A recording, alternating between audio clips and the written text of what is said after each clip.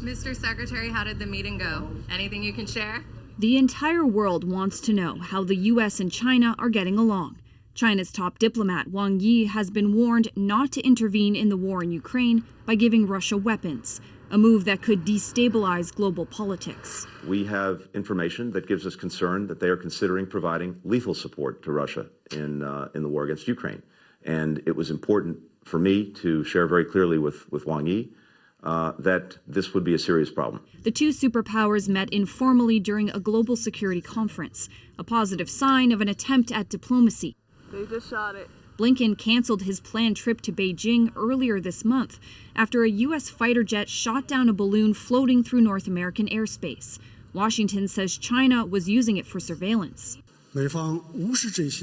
Just hours before their meeting, Wang had strong words for the U.S. too. He called the Americans' decision to shoot down the balloon unimaginable and bordering on hysteria.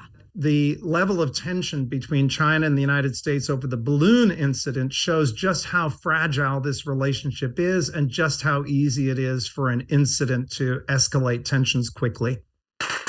Expect further escalation if China gives Russia weapons. So far, Beijing has refused to condemn Moscow's actions toward Ukraine, but its support so far has only been political and diplomatic. China has been careful not to violate Western sanctions. It is also critical for the U.S. and for China to manage the relationship and to manage this tension such that it doesn't become an open confrontation or another Cold War.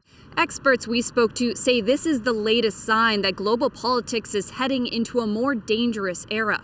And Canada will not be immune. That's why they say Ottawa needs to spend more on its military and foreign service so that Canada is prepared. Marina von Stackelberg, CBC News, Ottawa.